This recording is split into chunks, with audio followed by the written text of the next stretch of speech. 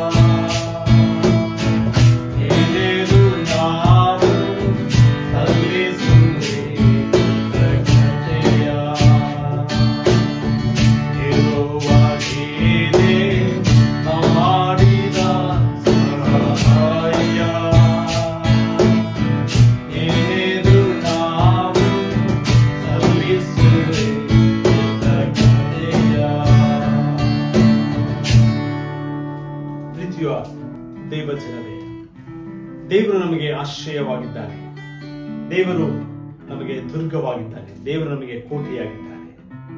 ಅಂತ ಆಶ್ರಯಗಿರಿಯಾಗಿರುವಂತ ದೇವರನ್ನು ನಾವು ಆರಾಧಿಸೋಣ. ನೀನೇ ನನ್ನ ಆಶ್ರಯವೆಂಬಂತ ಸಂಗೀತವನ್ನು ಹಾಡುವುದರ ಮೂಲಕವಾಗಿ ನಾವು ದೇವರನ್ನ ಘನಪಡಿಸೋಣ, ದೇವರ ಮೇಲೆ ನಾವು ಅವಲಂಬಿಸೋಣ. ನೀ ನನ್ನ ಆಶ್ರಯವು, ನೀ ನನ್ನ ಕೋಟೆಯು, ನೀ ನನ್ನ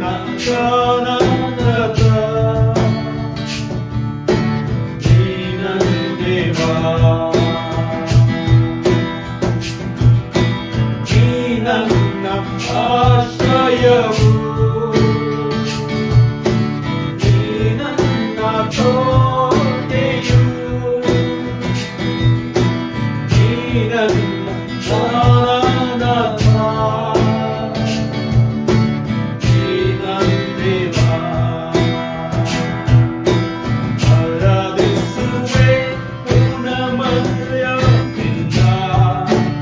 ಅರಸಿ ನಿನ್ಮುಖ ಜೀವ ಮಾತ್ರವಿಲ್ಲ ಸೇವೆ ಮಾಡುವೆ ನೀನೇ ಸರ್ವವೆಂದು ದಾಸರು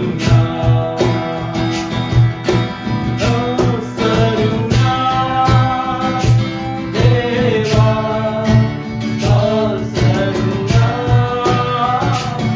ದೇವಾ ದಾಸರು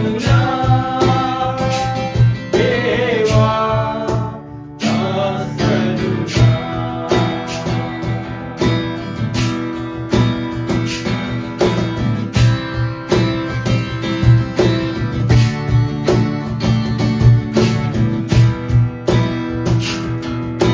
ನೀ ನನ್ನ ರಕ್ಷಕರು ನೀ ನನ್ನ ವೈದ್ಯನು ನೀ ನನ್ನ ಸಂತೃಪ್ತಿಯು ನೀ ನನ್ನ ದೇವಾ ನೀ ನನ್ನ ರಕ್ಷಕರು ನೀ ನನ್ನ ವೈದ್ಯನು ನೀ ನನ್ನ ಸಂತೃಪ್ತಿಯು ನೀ ನನ್ನ ದೇವಾ ಆರಾಧಿಸುವೆ ಪೂರ್ಣಮಯದಿಂದ ಅರಸಿ ನಿನ್ಮುಖ ಜೀವ ಮಾತ್ರವಿಲ್ಲ ಸೇವೆ ಮಾಡುವೆ ನೀನೇ ಸರ್ವವೆಂದು ದಾಸರು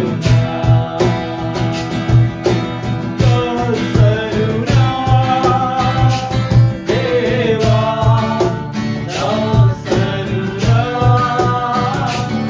ದೇವಾ ದಾಸರು ದೇವಾ ದಾಸರು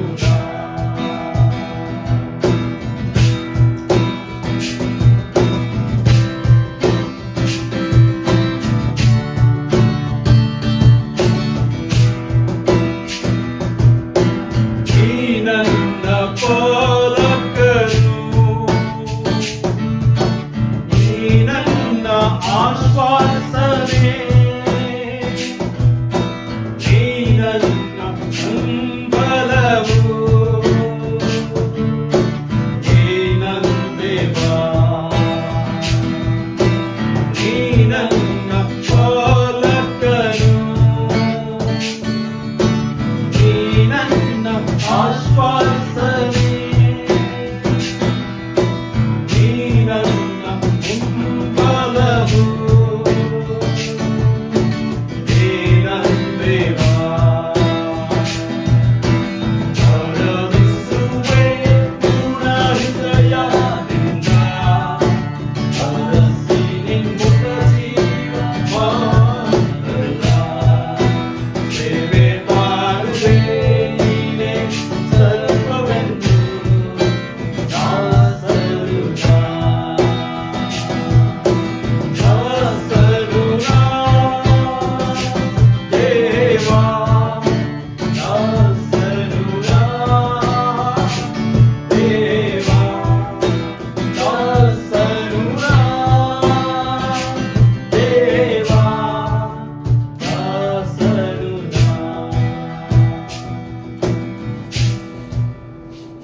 ಪ್ರೀತಿಯುಳ್ಳ ದೇವ ಜನರೇ, ಮತ್ತೊಮ್ಮೆ ನಿಮ್ಮೆಲ್ಲರಿಗೂ ಕೂಡ ಈ ಸಂಧ್ಯಾ ವಂದನೆಯನ್ನು ನಿಮ್ಮೆಲ್ಲರಿಗೆ ತಿಳಿಸ್ತೇನೆ. ಕ್ರಿಸ್ತ ವಂದನ ಕನ್ನಡ ದೇವಾಲಯ ಶಾರ್ಜಾ ನಮ್ಮ ಸಭೆಯ ಪರವಾಗಿ ನಿಮ್ಮೆಲ್ಲರಿಗೆ ನಾವು ಪ್ರೀತಿಯ ವಂದನೆಯನ್ನು ತಿಳಿಸ್ತೇವೆ. ನಮ್ಮ ವಾಕ್ಯದ ಸಂದೇಶವನ್ನು ನಾವು ಧ್ಯಾನಿಸುವ ಮೊದಲು ಶಿರಗಳನ್ನು ಭಾಗಿಸಿ ದೇವರಲ್ಲಿ ಪ್ರಾರ್ಥನೆ ಮಾಡೋಣ. ಪರಮ ಪರಿಶುದ್ಧನಾದಂಥ ನಮ್ಮ ದೇವರೇ, ನಿನ್ನ ಪರಿಶುದ್ಧ ನಾಮಕ್ಕೆ ನಿನ್ನ ಮಕ್ಕಳಾದ ನಾವು ಈ ರಾತ್ರಿ ವೇಳೆಯಲ್ಲಿ ಶಿರಗಳನ್ನು ಭಾಗಿಸಿ ಹೃದಯಪೂರ್ವಕವಾಗಿ ವಂದಿಸುತ್ತೇವೆ, ಸ್ತೋತ್ರ ಮಾಡುತ್ತೇವೆ. ಸ್ವಾಮಿ, ಶುಕ್ರವಾರದ ಸತ್ಯವೇದದ ಅಧ್ಯಯನದ ಈ ಒಂದು ಭಾಗಕ್ಕೆ ನಾವು ಬಂದಿದ್ದೇವೆ. ದೇವರೇ, ನಿನ್ನ ವಾಕ್ಯದ ಅಧ್ಯಯನದಲ್ಲಿ ನಾವು ತೊಡಗಿಸಿಕೊಳ್ಳುವಾಗ ನಿನ್ನ ಆತ್ಮನಿಂದ ನಮ್ಮನ್ನು ತುಂಬಿಸು, ನಮ್ಮನ್ನು ನಡೆಸು. ನಿನ್ನ ವಾಕ್ಯದ ರಹಸ್ಯಗಳನ್ನು ಪವಿತ್ರಾತ್ಮನ ಮೂಲಕ ನಮಗೆ ತಿಳಿಯಪಡಿಸು ಕರ್ತನೆ. ನಮ್ಮ ಆಲೋಚನೆಗಳಿಂದ ನಾವು ಧ್ಯಾನಿಸದೆ ನಿನ್ನ ಆತ್ಮನಿಂದ ನಾವು ಜ್ಞಾನವನ್ನು ಹೊಂದಿ ದೇವರೇ, ನಿನ್ನ ವಾಕ್ಯವನ್ನು ಬೋಧಿಸುವಾಗ ಪವಿತ್ರಾತ್ಮನಿಂದ ನಮ್ಮನ್ನು ಅಭಿಷೇಕಿಸು. ಈ ಸಂದೇಶವನ್ನು ಕೇಳುವಂಥ ಎಲ್ಲರ ಹೃದಯವನ್ನು ನೀನು ಪರಿಶುದ್ಧಗೊಳಿಸು ಕರ್ತನೆ. ವಾಕ್ಯ, ಈ ಸಂದೇಶ ನಮಗೆ ಆಶೀರ್ವಾದವನ್ನು ತರಲಿ. ಯೇಸು ಸ್ವಾಮಿಸಿನಲ್ಲಿ ಪ್ರಾರ್ಥಿಸುತ್ತೇವೆ ನಮ್ಮ ದೇವರೇ, ಆಮೇಲೆ. ಪ್ರೀತಿಯುಳ್ಳ ದೇವ ಜನರೇ, ನಾವು ಈಗಾಗಲೇ ಅನೇಕ ವಾರಗಳಿಂದ ಮತ್ತಾಯನು ಬರೆದ ಸುವಾರ್ತೆ 5ನೇ ಅಧ್ಯಾಯ, 6ನೇ ಅಧ್ಯಾಯ, 7ನೇ ಅಧ್ಯಾಯದಿರುವಂಥ ಯೇಸುವಿನ ಪರ್ವತ ಪ್ರಸಂಗದ ಕುರಿತು ನಾವು ಧ್ಯಾನಿಸುತ್ತಾ ಬಂದಿದ್ದೇವೆ.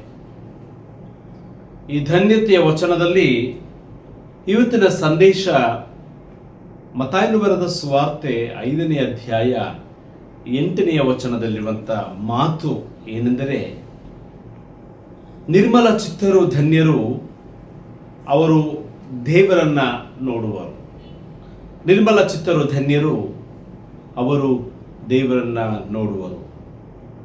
Blessed are the pure in heart, for they shall see God ಎಂಬುದಾಗಿ. Blessed are the pure in heart, for they shall see God. ಕನ್ನಡದ ಭಾಷಾಂತರದಲ್ಲಿ ನಿರ್ಮಲ ಚಿತ್ತರು ಧನ್ಯರು ಎಂಬುದಾಗಿ ಬರೆದಿದ್ದರೆ, ಇಂಗ್ಲಿಷ್ ಭಾಷಾಂತರದಲ್ಲಿ ಪ್ಯೂರ್ ಇನ್ ಹಾರ್ಟ್ ಎಂಬುದಾಗಿ ಬರೆಯಲ್ಪಟ್ಟಿದೆ. ಅಂದರೆ ಹೃದಯದಲ್ಲಿ ಶುದ್ಧರು, ಧನ್ಯರು ಎಂಬುದಾಗಿ ಅರ್ಥೈಸಬಹುದು. ಮುಖ್ಯವಾಗಿ ನಿರ್ಮಲ ಚಿತ್ತರು ಎಂಬುದಾಗಿ ಹೇಳುವಾಗ ಕಳಂಕವಿಲ್ಲದಂಥ ಜೀವನ, ದೈಹಿಕವಾಗಿ ಮಾನಸಿಕವಾಗಿ ಅವರು ಪರಿಶುದ್ಧರಾಗಿರಬೇಕು ಎಂಬಂಥ ಸಂದೇಶವನ್ನು ಯೇಸು ಸ್ವಾಮಿ ನಮಗೆ ತಿಳಿಸುತ್ತಾರೆ. ನಮ್ಮ ಜೀವನದು ಕಲ್ಮಶಗಳಿಂದ ಕೂಡಿರಬಾರದು. ಪಾಪ, ಭ್ರಷ್ಟಾಚಾರ, ಅಪರಾಧ, ಅನೈತಿಕತೆ ಇಂಥ ಗುಣಗಳಿಂದ ಮಾನವ ದೇವರನ್ನು ನೋಡಲು ಅಸಾಧ್ಯ. ದೇವರನ್ನ ನೋಡಬೇಕಾದ್ರೆ ಇಂಥ ಪಾಪಗಳ ದುರ್ಗುಣಗಳನ್ನು ಮಾನವ ಬಿಟ್ಟಾಗ ಮಾತ್ರ ದೇವರನ್ನು ಕಾಣಲು ಸಾಧ್ಯ ಎಂಬುದಾಗಿ ಈ ವಾಕ್ಯ ನಮಗೆ ತಿಳಿಯಪಡಿಸುತ್ತದೆ. ಮತ್ತು ನಿರ್ಮಲ ಚಿತ್ತರು ಧನ್ಯರು ಎಂಬುದಾಗಿ ಹೇಳುವಾಗ ಇದು ಒಂದು ಆಧ್ಯಾತ್ಮಿಕ ಸಮಗ್ರತೆಯಾಗಿದೆ. ಪಾಪಗಳು ನಮಗೂ ಮತ್ತು ದೇವರಿಗೂ ಒಂದು ಅಡ್ಡಗೋಡೆಯಂತಿದೆ. ನಾವು ಯಾವಾಗ ಪಾಪದಲ್ಲಿ, ಅನೀತಿಯಲ್ಲಿ, ಅಧರ್ಮದಲ್ಲಿ ನಾವು ನಡೆದಾಗ ದೇವರನ್ನ ದರ್ಶಿಸಲು ಸಾಧ್ಯವಿಲ್ಲ. ದೇವರನ್ನ ನಾವು ಅನುಭವ ಮಾಡಲು ಸಾಧ್ಯವಿಲ್ಲ. ದೇವರನ್ನ ನಾವು ಕಾಣಲು ಸಾಧ್ಯವಿಲ್ಲ. ಇಲ್ಲಿ ನಿರ್ಮಲ ಚಿತ್ತ ಎಂಬುದಾಗಿ ಹೇಳುವಾಗ ಮೂಲ ಭಾಷೆಯಲ್ಲಿ ಬರೆಯಲ್ಪಟ್ಟಂಥ ಭಾಷೆ ಕ್ಯಾಥರೋಸ್ ಎಂಬಂಥ ಪದ ಬಳಕೆಯನ್ನು ಬಳಸಲ್ಪಟ್ಟಿದೆ. ಕಥರೋಸ್ ಎಂಬುದಾಗಿ ಹೇಳುವಾಗ clean, pure, purified by fire, like a vine cleansed by pruning and so filled to bear fruit. ದ್ರಾಕ್ಷಿ ಹಣ್ಣಿನಿಂದ ಹೇಗೆ ಆ ದ್ರಾಕ್ಷಾರಸವು ಶುದ್ಧೀಕರಿಸಲ್ಪಡುತ್ತದೋ ಹಾಗೆಯೇ ನಮ್ಮ ಜೀವನ ಶುದ್ಧೀಕರಿಸಲ್ಪಡಬೇಕು. ಅಥವಾ ಶುದ್ಧ ಚಿನ್ನವನ್ನು ಕಲ್ಮಶಗಳಿಂದ ಹೇಗೆ ಬೇರ್ಪಡಿಸುತ್ತಾರೋ ಹಾಗೆಯೇ ನಮ್ಮ ಹೃದಯದಲ್ಲಿ ಪಾಪಗಳಿಂದ, ಅನೀತಿಯಿಂದ ನಾವು ಬೇರ್ಪಟ್ಟಾಗ ಮಾತ್ರ ದೇವರನ್ನು ಸಂಧಿಸಲು ಸಾಧ್ಯ. ಕಲ್ಮಶಗಳನ್ನು ಬಿಡಲು ಈ ವಾಕ್ಯ ನಮಗೆ ಕರೆ ಕೊಡುತ್ತದೆ. ಪ್ರವಾದಿ ಹೆಜ್ಕೇಲನ ಗ್ರಂಥ 36ನೇ ಅಧ್ಯಾಯ 26ನೇ ವಚನದಲ್ಲಿ ಹೀಗೆ ಬರೆಯಲ್ಪಟ್ಟಿದೆ: ನಾನು ನಿಮಗೆ ಹೊಸ ಮನಸ್ಸನ್ನು ಕೊಟ್ಟು ನಿಮ್ಮಲ್ಲಿ ನೂತನ ಸ್ವಭಾವವನ್ನು ಹುಟ್ಟಿಸುವೆನು. ಕಲ್ಲಾದ ಹೃದಯವನ್ನು ತೆಗೆದು ನೂತನವಾದಂಥ ಹೃದಯವನ್ನು ದಯಪಾಲಿಸುವೆನು. ಇದು ಆಧ್ಯಾತ್ಮಿಕ ಸಮಗ್ರತೆಯಾಗಿದೆ ಮತ್ತು ದೇವರನ್ನು ನೋಡಲು ಸಾಧ್ಯ. ಪ್ರೀತಿಯ ಸಭೆಯವರೇ, ಯಾಕೆ ಶುದ್ಧ ಹೃದಯ ಬೇಕು? ವೈ ಪ್ಯೂರ್ ಇನ್ ಹಾರ್ಟ್ ಎಂಬುದಾಗಿ ಹೇಳುವಾಗ ದೇವರ ವಾಕ್ಯ ಹೇಳ್ತದೆ, ಯೆರೆಮೀಯನ ಗ್ರಂಥ 17ನೇ ಅಧ್ಯಾಯ 7ನೇ ವಚನದಲ್ಲಿ, ಹೃದಯವು ಎಲ್ಲಕ್ಕಿಂತಲೂ ಕೂಡ ವಂಚಕ. ಹೃದಯವು ಎಲ್ಲಕ್ಕಿಂತಲೂ ಕೂಡ ವಂಚಕ, ಗುಣವಾಗದಂಥ ರೋಗಕ್ಕೆ ಒಳಗಾಗಿದೆ. ಅದನ್ನು ತಿಳಿದವರು ಯಾರು? The heart is deceitful above all things and desperately wicked who can know it. ಹೃದಯವು ಕೇವಲ ಅಕ್ಷರ ಸಹ ಅದು ಒಂದು ದೈಹಿಕವಾದಂಥ ಒಂದು ಭಾಗ ಅಲ್ಲ. ಬದಲಾಗಿ ಇಲ್ಲಿ ಹೃದಯ ಎಂಬುದಾಗಿ ಹೇಳುವಾಗ ಮಾನವನ ವ್ಯಕ್ತಿತ್ವ, ಮನುಷ್ಯನ ಜೀವನಕ್ಕೆ ಸಂಬಂಧಿಸಿದ್ದು. ಮಾನವ ತನ್ನ ಇಚ್ಛೆಗಳನ್ನು ಆತನ ಹೃದಯದಲ್ಲಿ ಎಲ್ಲವನ್ನು ಬಲ್ಲಾತನಾಗಿದ್ದಾನೆ. ಪಾಪದ ಇಚ್ಛೆಗಳು ಮನುಷ್ಯನನ್ನು ಕಂದಕಕ್ಕೆ ಕರೆದೊಯ್ಯುತ್ತದೆ. ಪಾಪವು ಮನುಷ್ಯನನ್ನು ಕಂದಕಕ್ಕೆ ಕರೆದೊಯ್ಯುತ್ತದೆ ಮತ್ತು ಎಚ್ಚರಿಕೆಯೂ ಕೂಡ ಇಲ್ಲಿದೆ. ಈ ಸಂದೇಶ ನಮ್ಮ ಹೃದಯದಲ್ಲಿ ನಿರ್ಮಲತೆಯನ್ನು, ಶುದ್ಧತೆಯನ್ನು ಹೊಂದಲು ಸ್ವಾಮಿ ಬಯಸುತ್ತಾ ಇದ್ದಾನೆ. ನಿರ್ಮಲತೆ ಇದ್ದಾಗ ಮಾತ್ರ ನಾವು ದೇವರನ್ನು ಕಾಣಲು ಸಾಧ್ಯ. ಈ ಜೀವನ ಯಾತ್ರೆಯಲ್ಲಿ ಬಹಳ ಚಂಚಲತೆ ಇದೆ, ಬಹಳ ಹೋರಾಟಗಳಿವೆ. ನಮ್ಮ ಹೃದಯ ಅದು ಪರಿಶುದ್ಧತೆಯಿಂದ ಕೂಡಿರಬೇಕು, ನಿರ್ಮಲತೆಯಿಂದ ಕೂಡಿರಬೇಕು. ಆಗ ಮಾತ್ರ ನಾವು ಸ್ವಾಮಿಯನ್ನು ಅನುಭವಿಸಲು ಸಾಧ್ಯ. ಎರಡನೇದಾಗಿ, ಹೃದಯ ಅಥವಾ ಹೃದಯದ ಶುದ್ಧತೆ ಅಥವಾ ಆ ಶುದ್ಧತೆಯ ಪ್ರತಿಫಲ ಏನು? ಯಾವಾಗ ಮನುಷ್ಯ ಪವಿತ್ರವಾಗಿ ಜೀವಿಸುತ್ತಾನೋ ಅದರ ಪ್ರತಿಫಲಗಳು ಏನು ಎಂಬುದಾಗಿ ಇವತ್ತಿನ ವಚನ ಭಾಗದಲ್ಲಿ ನಮಗೆ ತಿಳಿಸುತ್ತದೆ. ಆ ಹೃದಯದ ಶುದ್ಧತೆಯ ಪ್ರತಿಫಲ ಏನೆಂದರೆ, ದೇವರನ್ನ ನೋಡುವಿರಿ. ಯೇಸು ಸ್ವಾಮಿ ನೇರವಾಗಿ ಹೇಳ್ತಾನೆ, ನಿರ್ಮಲ ಚಿತ್ತರು ಧನ್ಯರು, ಅವರು ದೇವರನ್ನು ನೋಡುವರು. ಯಾವಾಗ ನಮ್ಮ ಹೃದಯ ಪರಿಶುದ್ಧತೆಯಿಂದ ಕೂಡಿರುತ್ತದೋ ಅದರ ಪ್ರತಿಫಲ ನಾವು ದೇವರನ್ನ ನೇರವಾಗಿ ನೋಡಲು ಸಾಧ್ಯ. ಇಲ್ಲಿ ದೇವರನ್ನ ನೋಡುವುದು ಅಂದರೆ ಏನು?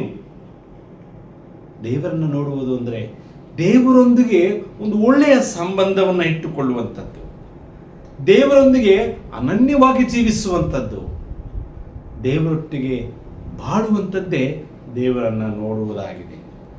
ಪ್ರೀತಿಯುಳ್ಳ ದೇವಜನರೇ, ಇದು ಆಧ್ಯಾತ್ಮಿಕತೆಯ ಆನಂದ. ಇದು ಆಧ್ಯಾತ್ಮಿಕತೆಯ ಆನಂದವಾಗಿದೆ, ದೇವರನ್ನು ನೋಡುವಂಥದ್ದು. ನಮ್ಮ ಪಾಪಗಳು, ನಮ್ಮಲ್ಲಿರುವಂಥ ಕೆಟ್ಟ ದುರ್ಗುಣಗಳು, ದುರಭ್ಯಾಸಗಳು, ಅನೈತಿಕತೆ, ಅಧರ್ಮಗಳು ದೇವರನ್ನು ನೋಡಲು ನಮ್ಮನ್ನು ಕುರುಡರನ್ನಾಗಿಸುತ್ತವೆ. ಆದರೆ ಪರಿಶುದ್ಧತ್ವವು ದೇವರನ್ನು ನೋಡಲು ನಮಗೆ ಸಾಧ್ಯ ಮಾಡುತ್ತದೆ. ಹಾಗಾಗಿ ಇಲ್ಲಿ ದೇವರ ವಾಕ್ಯದ ಭಾಗ ದೇವರನ್ನು ನೋಡುವುದು ಎಂಬುದಾಗಿ ಹೇಳುವಾಗ it's not only physical sense, it's not only physical sense. ಅದಕ್ಕೆ ಕೀರ್ತನೆಗಾರ ಹೇಳ್ತಾನೆ, 51ನೇ ಅಧ್ಯಾಯ 10ನೇ ವಚನ ಕೀರ್ತನೆಗಳಲ್ಲಿ ನಾವು ನೋಡುವಾಗ, ದೇವರೇ ನನ್ನಲ್ಲಿ ಶುದ್ಧ ಹೃದಯವನ್ನು ನಿರ್ಮಿಸು, ನಿನಗೆ ಸ್ಥಿರಚಿತ್ತವನ್ನು ಅನುಗ್ರಹಿಸು. ದೇವರೇ ನನ್ನಲ್ಲಿ ಶುದ್ಧ ಹೃದಯವನ್ನು ನಿರ್ಮಿಸು, ನನಗೆ ಸ್ಥಿರಚಿತ್ತವನ್ನು ಅನುಗ್ರಹಿಸು ಮತ್ತು ನನ್ನನ್ನು ನೂತನ ಪಡಿಸು ಎಂಬಂಥ ಪ್ರಾರ್ಥನೆಯನ್ನು ಅಲ್ಲಿ ನೋಡುತ್ತಾ ಇದ್ದೇನೆ. Create in me a clean heart O God and renew a steadfast spirit with me. ದೇವರಲ್ಲಿ ನಾವು ಬೇಡೋಣ, ಶುದ್ಧ ಹೃದಯವನ್ನು ನಮಗೆ ಕೊಡು ಸ್ವಾಮಿ, ನಮ್ಮ ಅಂತರಂಗವನ್ನು ನೀನು ಶುದ್ಧೀಕರಿಸು ಎಂಬಂಥ ಪ್ರಾರ್ಥನೆಯನ್ನು ಮಾಡೋಣ. ಅದರಂತೆ ನಾವು ನಡೆಯಬೇಕಾದಂಥ ಸವಾಲು ಕೂಡ ಇಲ್ಲಿದೆ. ಪ್ರೀತಿಯ ದೇವ ಜನರೇ, ನಿರ್ಮಲ ಚಿತ್ತರು ಧನ್ಯರು, ದೇವರನ್ನು ನೋಡುವರು ಎಂಬುದಾಗಿ ಹೇಳುವಾಗ ನಮ್ಮಿಂದ ಅತ್ಯಂತ ಸ್ವಯಂ ಪರೀಕ್ಷೆಗೆ ದೇವರು ನಮ್ಮನ್ನು ಕರೀತಾ ಇದ್ದಾರೆ. ನಾವು ಯಾವ ರೀತಿಯಲ್ಲಿ ಇದ್ದೇವೆ, ನಮ್ಮ ಜೀವನ ಯಾವ ರೀತಿ ಇದೆ. ಪೌಲನು ಕೊರಿಂಥದವರಿಗೆ ಬರೆದ ಪತ್ರಿಕೆ, ಮೊದಲನೆಯ ಪತ್ರಿಕೆ 13ನೇ ಅಧ್ಯಾಯ 12ನೇ ವಚನದಲ್ಲಿ ಹೀಗೆ ಬರೆಯಲ್ಪಟ್ಟಿದೆ. ಪೌಲನು ಹೇಳ್ತಾ ಇದ್ದಾರೆ, ಈಗ ಕಂಚಿನ ದರ್ಪಣದಲ್ಲಿ ಕಾಣಿಸುವಂತೆ ದೇವರ ಮುಖವು ನನಗೆ ಮುಬ್ಬಾಗಿ ಕಾಣಿಸುತ್ತದೆ, ಆಗ ಮುಖಾಮುಖಿಯಾಗಿ ನಾನು ನೋಡ್ತೇನೆ. For now we see in a mirror dimly, but face to face now I know in part, but then I shall know just as I also I am known. ನಾವು ಯಾರೂ ಕೂಡ ದೇವರನ್ನು ಸ್ಪಷ್ಟವಾಗಿ ನೋಡಲು ಸಾಧ್ಯವಿಲ್ಲ. ಅದು ನಮ್ಮ ನಂಬಿಕೆ. ಒಂದು ದಿನ ನಾವು ದೇವರನ್ನು ನೋಡ್ತೇವೆ. ಭವಿಷ್ಯತ್ತನ್ನ ಪೌಲ ಆತನ ಆಲೋಚಿಸಿ ಹೇಳ್ತಾ ಇದ್ದಾನೆ. ದೇವರನ್ನು ನೋಡೋದು ಯಾವಾಗ? ನಿರ್ಮಲ ಚಿತ್ತರು ಧನ್ಯರು, ಅವರು ದೇವರನ್ನು ನೋಡುವರು ಎಂಬುದಾಗಿ ಹೇಳುವಾಗ ಭವಿಷ್ಯತ್ನಲ್ಲಿ ಸ್ವಾಮಿಯ ದರ್ಶನ, ಸ್ವಾಮಿಯೊಂದಿಗೆ ಇರುವಂಥದ್ದನ್ನ ಪೌಲಲ್ಲಿ ವಿವರಿಸುತ್ತಾ ಇದ್ದಾನೆ. ಆದ್ದರಿಂದ ದೇವರನ್ನು ನೋಡುವಂಥ ಬಯಕೆ ನಮಗಿದ್ದರೆ ನಮ್ಮ ಹೃದಯಗಳನ್ನು ನಾವು ಶುದ್ಧೀಕರಿಸಬೇಕಾಗಿದೆ. ಯಾವ ರೀತಿಯಲ್ಲಿ ನಮ್ಮನ್ನು ಶುದ್ಧೀಕರಿಸಿಕೊಳ್ಬೇಕು? ನಮ್ಮನ್ನು ಆತ್ಮಾವಲೋಕನ ಮಾಡಿಕೊಳ್ಳೋಣ, ಪಾಪಗಳನ್ನು ಬಿಡೋಣ, ನಮ್ಮ ದುರ್ಗುಣಗಳನ್ನು ತ್ಯಜಿಸೋಣ. ನಮ್ಮ ನಡೆನುಡಿಗಳು ಅದು ಪರಿಶುದ್ಧತೆಯಿಂದ ಕೂಡಿರಬೇಕು. ಕಾಮ, ಕ್ರೋಧ, ಲೋಭ, ಮೋಹ, ಮದಮತ್ಸರಗಳನ್ನು ನಾವು ಮೆಟ್ಟಿ ನಿಲ್ಲಬೇಕು. ಇವುಗಳು ನಮ್ಮ ಹೃದಯದಲ್ಲಿ ಸುಡಲ್ಪಡಬೇಕು. ಆಗ ನಾವು ಶುದ್ಧತೆಯನ್ನು ಹೊಂದಲು ಸಾಧ್ಯ. ಕಡೆಯದಾಗಿ 3ನೇ ವಿಚಾರ, ನಮ್ಮ ಹೃದಯವನ್ನು ಸ್ವಚ್ಛಗೊಳಿಸಲು ದೇವರು ಕರೀತಾ ಇದ್ದಾರೆ. ನಮ್ಮ ಹೃದಯವನ್ನು ದೇವರು ಸ್ವಚ್ಛಗೊಳಿಸಲು ಕರೆಯಿದೆ. 15ನೆಯ ಕೀರ್ತನೆಯನ್ನು ಒಮ್ಮೆ ನೀವು ಓದಿ, ಸಮಯವಿರುವಾಗ. ಬಹಳ ಸುಂದರವಾದಂಥ ಕೀರ್ತನೆ. ದೇವರ ಪರಿಶುದ್ಧ ಪರ್ವತವನ್ನು ಹತ್ತತಕ್ಕವರು ಯಾರು? ಹೇಗಿರಬೇಕು ಪರಿಶುದ್ಧತೆ ಎಂಬುದಾಗಿ ಹೇಳುವಾಗ ಕೀರ್ತನೆಗಾರ ಹೀಗೆ ಹೇಳ್ತಾ ಇದ್ದಾನೆ, ಮನಪೂರ್ವಕವಾಗಿ ಸತ್ಯವಚನವನ್ನಾಡುವವನಾಗಿರಬೇಕು, ಆಗ ಮಾತ್ರ ಶುದ್ಧರಾಗಲು ಸಾಧ್ಯ. ಚಾಡಿಯನ್ನ ಹೇಳದವರಾಗಿರಬೇಕು, ಆಗ ಮಾತ್ರ ಶುದ್ಧತೆಯನ್ನು ಹೊಂದಲು ಸಾಧ್ಯ. ಯಾರನ್ನು ನಿಂದಿಸಬಾರದು, ಆಗ ಮಾತ್ರ ನಾವು ಶುದ್ಧತೆಯನ್ನ ಅನುಸರಿಸಲು ಸಾಧ್ಯ. ಭ್ರಷ್ಟರನ್ನ ಜರಿದು ಬಿಟ್ಟವನು, ಯೆಹೋವನಲ್ಲಿ ಭಯಭಕ್ತಿಯುಳ್ಳವರನ್ನು ಸನ್ಮಾನಿಸುವವನಾಗಿರಬೇಕು, ನಷ್ಟವಾದರೂ ಪ್ರಮಾಣ ತಪ್ಪದವನಾಗಿರಬೇಕು, ಸಾಲಕ್ಕೆ ಬಡ್ಡಿ ತೆಗೆದುಕೊಳ್ಳಬಾರದು, ನಿರಪರಾಧಿಯ ಕಡೆಗೆ ಲಂಚ ತೆಗೆದುಕೊಳ್ಳಬಾರದು. ಇಂಥವರು ದೇವರನ್ನು ನೋಡಲು ಸಾಧ್ಯ. ನಮ್ಮ ದೈನಂದಿನ ಬದುಕಿನಲ್ಲಿ, ನಮ್ಮ ಸಾಮಾಜಿಕ ಜೀವನದಲ್ಲಿ ನಾವು ನೆರೆಯವರೊಟ್ಟಿಗೆ ಹೇಗಿರಬೇಕು ಪರಿಶುದ್ಧತೆಯಲ್ಲಿ ಎಂಬಂಥ ಆಲೋಚನೆಗಳನ್ನು, ಒಂದಿಷ್ಟು ಹೊಸ ಹೊಸ ಆಲೋಚನೆಗಳನ್ನು ಇವತ್ತು ಕೂಡ ಕೀರ್ತನೆಗಾರ ನಮ್ಮ ಮುಂದೆ ಇಡುತ್ತಾ ಇದ್ದಾನೆ. ಪ್ರೀತಿಯ ದೇವ ಜನರೇ, ನಮಗೆ ದೇವರನ್ನು ನೋಡುವಂಥ ಹಂಬಲವಿದೆಯೋ? ಆ ದೇವರ ಬರುವಿಕೆಗೆ ನಾವು ದೇವರ ದರ್ಶನವನ್ನು ನೋಡಬೇಕೋ? ಅಂಥ ಅವಕಾಶ ನಮಗೆ ಒದಗಿ ಬಂದಿದೆ. ಅದರ ಅವಕಾಶ ನಮ್ಮ ಜೀವನ ಶುದ್ಧತೆಯಿಂದ ಇರಬೇಕು.